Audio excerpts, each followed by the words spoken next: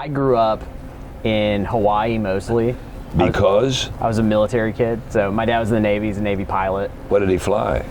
P-3 Orions, so they track submarines. Born in Florida, but then we moved to Japan, Alabama, but mostly Hawaii, most of my formative years. Was that not pretty interesting? I mean, I would say it's pretty interesting. Yeah, I mean, that's where I got into photography. So in Hawaii?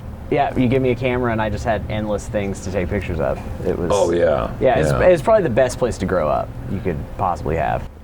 I was actually homeschooled in Hawaii for most of it. I went to school for a little bit of it, but no, it's just school. I mean, that's the thing about Hawaii is that it's beautiful, but then when you live there, it kind of just becomes home. So you'll drive to work or school or whatever next to these amazing mountains that people pay thousands of dollars to go see. You're next to the Pacific Ocean, all that stuff. So I don't know, it just kind of becomes home no matter where you go.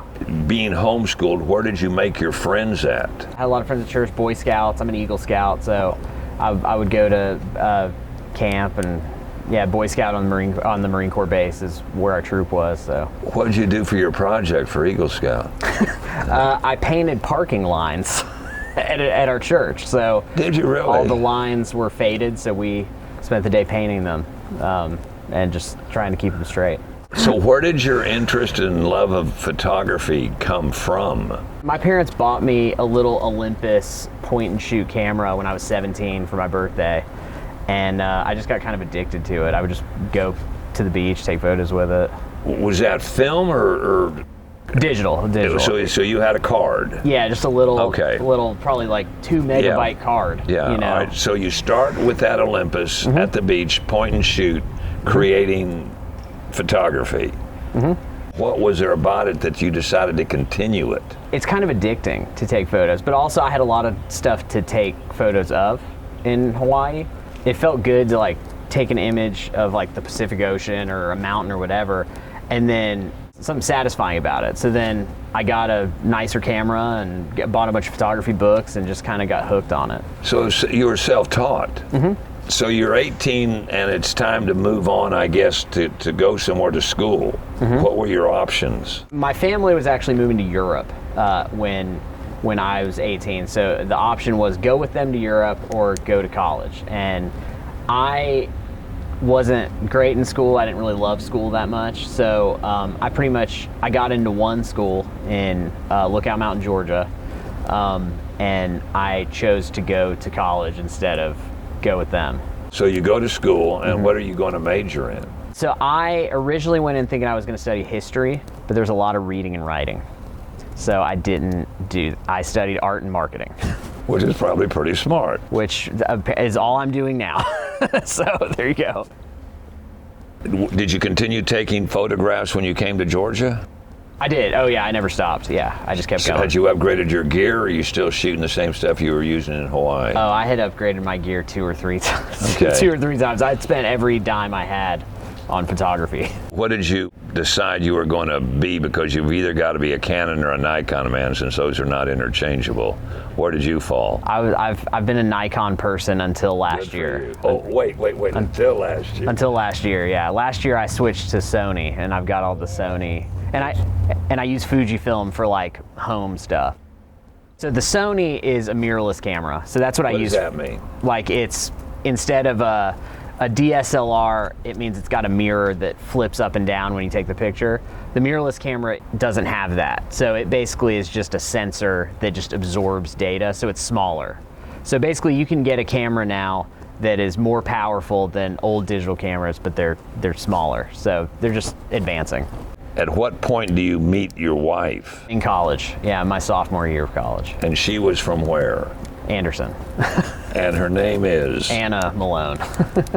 I had a friend who wanted to go hang out with some other girl, so I just went with him because I had a car. He really wanted me to go because I had a car. Sure. And then my now wife happened to also be there, and we just talked for a while, and Yeah, that was kind of it. Was that it? That was it. Yeah. I mean, from her standpoint too, there was no chasing anybody else. Oh no, I had to chase her for a while. She kind of she because she's from Anderson, she had to appear to be somewhat, she just right. wasn't. Yeah, yeah. It took a few weeks. Yeah, we understand.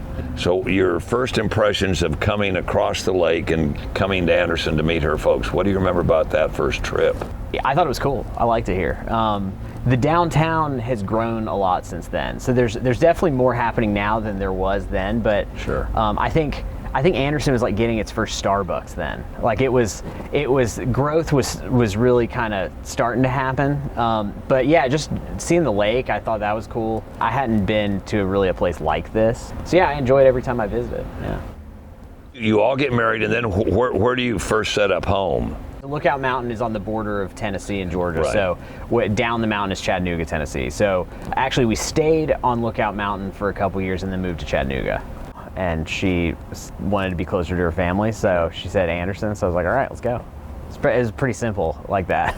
And when you got here, what work do you begin to do? I just told myself I wasn't going to apply for a job and just do photography full time and just go for it. How do you get into that, and what do you do to catch somebody's eye that says this kid knows what he's doing and he takes pretty good pictures? Well, I started off just by doing the basics. I just tried to get wedding jobs and real estate jobs, just the stuff I knew could immediately pay bills. And how did you do that? How did you advertise your availability? Oh, I went to a lot of like networking groups. I would go here, Greenville, just wherever, just meet people. We found a church pretty early on, so I just talked to a lot of people. So it obviously worked. You got some jobs, and you continued to get jobs. Mm-hmm. Tell me about your kind of angle on when you take pictures. What are you looking at, and what are some of the more interesting jobs that you've been able to do? So in Chattanooga, I was working for a printer, and so we were hanging artwork in hospitals and places like that. And so I had done some of that on the side as well, still partnering with my printer friends in Chattanooga. And so I had always thought in the back of my mind, I kind of wanted to do more of that, but I needed to take photos that were worth hanging on walls. So I would shoot weddings and stuff and then spend the rest of my time trying to shoot photos of like the sunset on Lake Hartwell or places like that. Downtown, so I could build a library of images. So you take the pictures and hang them in the offices? Mm-hmm. Give me a story about how one of those came about. I have a gallery of images that people select from, and then I'll Photoshop what it looks like on their wall. So I'll take pictures of like their hallway or office, and then I'll Photoshop that image on their wall so they can see, kind of have an idea what it looks like. I'll quote it, and we'll figure out the measurement, and then I get it printed and I deliver and hang it. I've got some here downtown in a couple businesses. The city, economic development's got some in there. There's the North Main building, there's some in their lobby. So I've got them now kind of all over the place. You're losing track. I'm losing track, yeah. I used to be able to tell you exactly where, but now I'm starting to hang them more often. What style do you bring that would kind of set you apart from other photographers? I like a lot of color. I like wide images where it kind of feels somewhat immersive. But I like to shoot through things. So I like to make it look like what it would look like if you're looking around a corner or looking through trees, or, I try to arrange things compositionally to where it frames the subject. In Anderson, I've walked it enough to where I can tell you exactly where the light hits when, on what day. I've just kind of I have a sense on where the sun's gonna be and all that. So, but that comes from a lot of walking around. So a lot of times I'll scout out a place first thing in the morning before the sun goes down and like midday, just to see kind of the different evolutions of a place. And I'll kind of decide what I think looks best, and then I'll kind of go for that. And some days it works out and some days it doesn't. So sometimes it takes a couple tries. Just recently, you were recognized by a local Anderson outfit as somebody special. Tell me what the Chamber Award was for and how you got involved in that. So I got the award for 20 under 40, and it's basically just a group of younger professionals who are doing cool things. So I was just honored to be selected for that. Go back and explain to me and our listeners how in this digital age that you can still do photography and do it with film. I just take photos with different film cameras that I get on eBay or find, or a lot of people give me film cameras when they don't know what to do with it, like family members and stuff. And I get film from different companies. There's a company that repackages movie film and into 35 millimeter, and I stock some up in my fridge, and I shoot a lot of just personal photos with my family. And is Kodak still making film? Kodak is, and they just in fact announced they have to raise their prices because it's gotten so popular again. Yeah. Since we can't take the film to any local place to get it developed and printed, how do you get your photographs back, and how do you get them printed?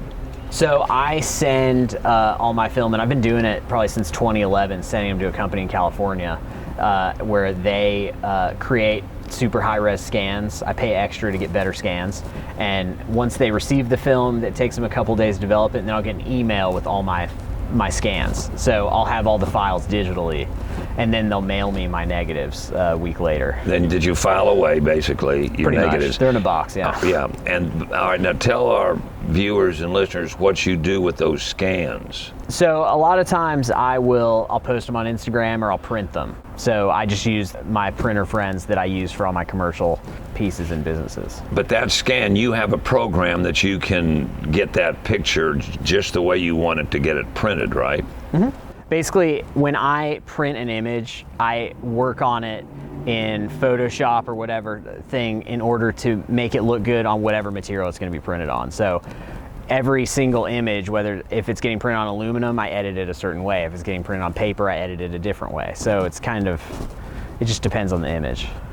And this is a trend that we see, people wanting to use film again. Yes. After it kind of went away and everything we now use is digitized.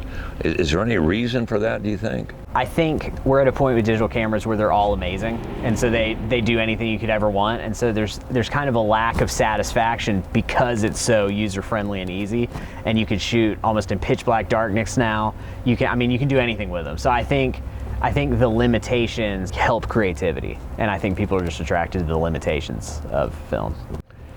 If somebody wants to get in touch with you or see your work or give you a job, Right. How do they go about that? My website's just willmalone.com. So a lot of people contact me there. You can kind of look around. I'm just Will Malone on Instagram. And you got a gallery with some of your work? I do, yeah, and Facebook. Yeah, the Small Town Photo Project is what I call the images here. That's on Facebook. And what is that about, that Small Town Project? So that's what I do the commercial prints under. When I hang something in a law firm or hospital or orthopedic office or something like that, and they're buying a print of Anderson, it's under what I call the Small Town Photo Project. So it's just an ongoing series of images. What do you want to do next? Just keep going. I like taking photos, and I'll probably do it forever. So. And this is it? You're not going to leave Anderson? I don't think so. I have no intention to leave Anderson. I've gotten too attached to this place.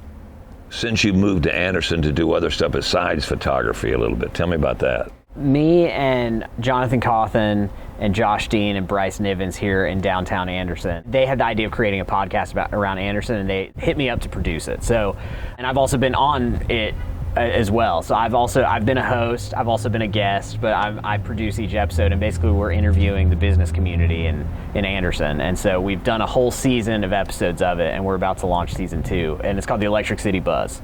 Follow it on Facebook or subscribe on a podcast app, but it's really fun to do and talk about Anderson. So each episode, it depends, usually about half an hour to an hour each, and we'll sit down with the guests and just have a conversation with them.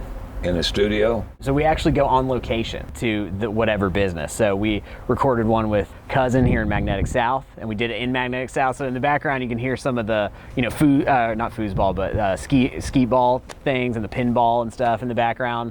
We've recorded some at the library, recorded a few episodes at the chamber. So we kind of just build our setup around where the person is.